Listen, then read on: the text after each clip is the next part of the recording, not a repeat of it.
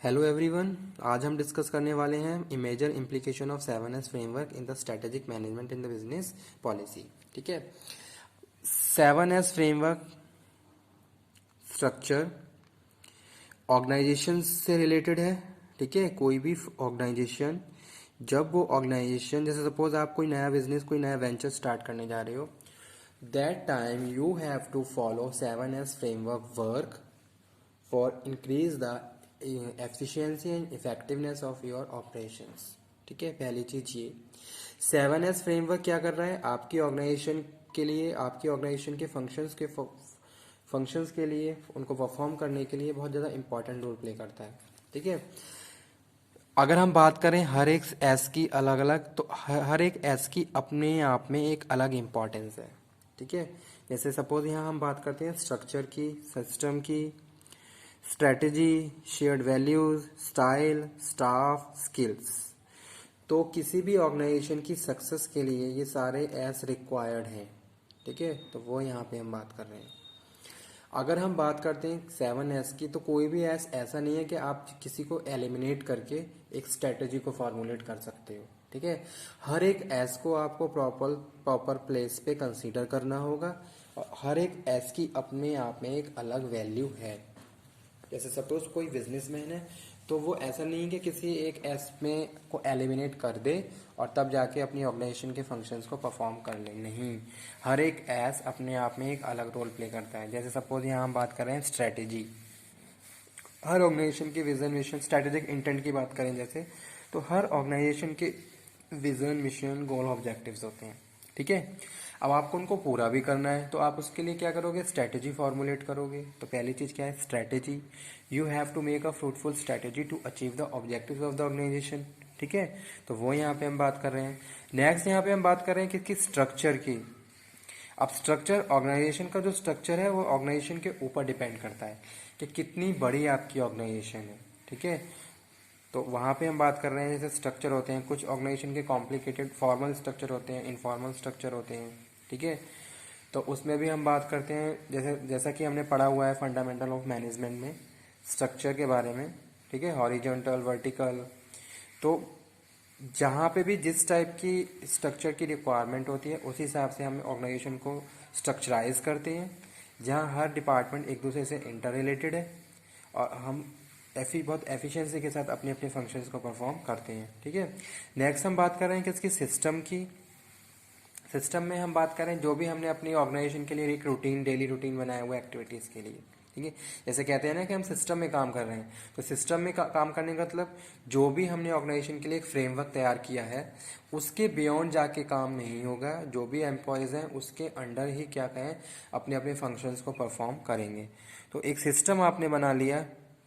ठीक है। एक प्रोसीजर आपने रेडी कर लिया, उस पर सारे एम्प्लॉयज़ क्या कर रहे हैं, काम कर रहे हैं।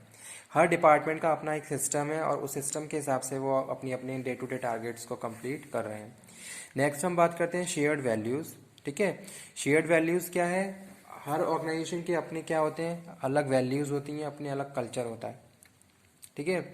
जैसे यहाँ पे हम बात करते हैं किसकी, जो भी आपने स्टैंडर्ड अपने लिए डिसाइड करें हैं, तो वो यहाँ पे हम बात कर रहे हैं शेयर्ड वैल्यू। ठीक है। तो ठीक है, जैसे सपोज एग्जांपल यहाँ पे कोट करूँ कि जैसे ऑर्गेनाइजेशन है आज के टाइम में बहुत ज़्यादा कॉन्शियस हो गए हैं किसके लिए, कॉर्पोरेट सोशल रिस्पॉन्सिबिलिटीज़ के लिए। ठीक है। तो वो भी उनके क्या है, वैल्यूज़ का पार्ट है। ठीक है। ऐसे ही है स्टाइल ऑफ लीडरशिप अडॉप्टेड। ठीक है। ऑर्गेनाइजेशन में जो भी मैनेजमेंट है, जो भी लीडर्स है, उसने कौन सा लीडरशिप स्टाइल अडॉप्ट किया हुआ है, ये भी वहाँ पे बहुत ज़्यादा वेरी करता है। ठीक है। जैसा कि हमने पढ़ा है ऑटोक्रेटिक, सपोर्टिव, कलीजियल, ओबी का पार्ट जो हमने पढ़ा हुआ है पहले ही, उसमें बहुत सारे एक 4 मॉडल बताए थे, 4 लीडरशिप स्टाइल बताए हैं। तो अब आपकी ऑर्गेनाइजेशन के लिए कौन सा बेस्ट है, ये आपको डिसाइड करना है। ठीक ठीक है। सिचुएशन के हिसाब से हम क्या है, लीडरशिप स्टाइल अडॉप्ट करते हैं जो इम्पोर्टेंट है। Staff which is who is very important. Staff के बिना, ह्यूमन रिसोर्स के बिना कोई भी ऑर्गेनाइजेशन रन ही नहीं हो सकती। ठीक है। Special kind of skills required to perform the different different function in the organisation. तो वहाँ पे हम बात कर रहे हैं स्टाफ की, और उनकी कैपेबिलिटीज़, कौन स्टाफ की कैपेबिलिटीज़, किस तरीके से हमने उनको हायर किया, किस जॉब के लिए हायर किया गया है, किस टाइप के स्किल्स रिक्वायर्ड थे, क्यों उन्हें हमने हायर किया, ठीक है, उसके बदले में कितना हम उन्हें पे कर रहे हैं, तो कितना आउटपुट हमारा जनरेट हो रहा है, तो ये सारी चीज़ें स्टाफ पे। उसके बाद है skills, actual skills, competency of employ working in the company, ठीक है, स्किल्स की रिक्वायरमेंट होती है। अब ऐसा नहीं है कि आपने बहुत सारे लोगों को हायर तो कर लिया लेकिन आप फिर क्या कर रहे हो, उनके पास प्रॉपर स्किल्स ही नहीं है, आप ज़्यादा से ज़्यादा टाइम उनकी ट्रेनिंग में कंज्यूम कर रहे हो, वहाँ पे आप कॉस्ट भी बेयर कर रहे हो। तो ये सब चीज़ें हम कंसीडर करते हैं 7S फ्रेमवर्क में, जहाँ हमने बात की थी किसकी, स्ट्रैटेजी की, स्ट्रक्चर की, सिस्टम की, शेयर्ड वैल्यूज, स्टाइल, स्टाफ और स्किल्स, ठीक है। तो ये सारी चीज़ें रिक्वायर्ड हैं और इम्पॉर्टेंट हैं और एक अलग ही रोल प्ले करती हैं किसमें, किसी भी ऑर्गेनाइजेशन की सक्सेस के लिए, ठीक है।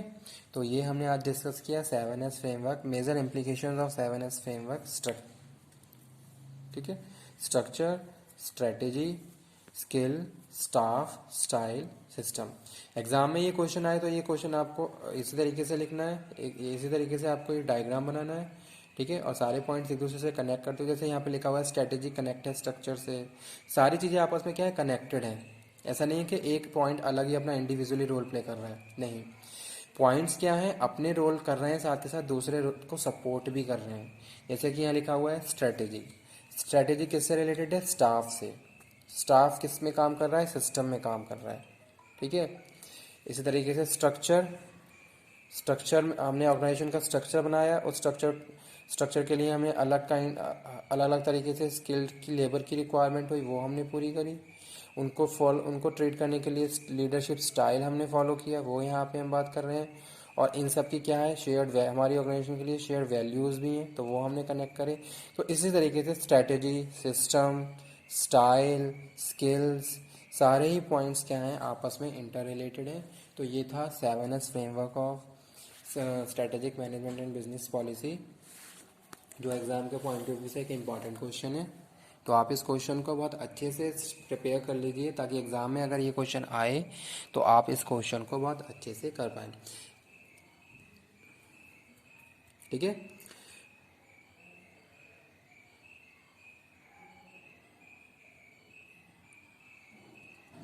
आप लोगों के जो व्यूज़ मिल रहे हैं मुझे, उससे काफ़ी मैं खुश हूँ, ठीक है।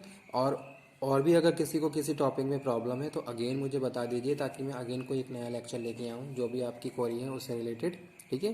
तो ये जो आज हमने जो टॉपिक कवर किया है, ये आपकी ही रिक्वायरमेंट्स थी, उस हिसाब से मैंने अगेन ये लेक्चर आप लोगों को डिलीवर किया।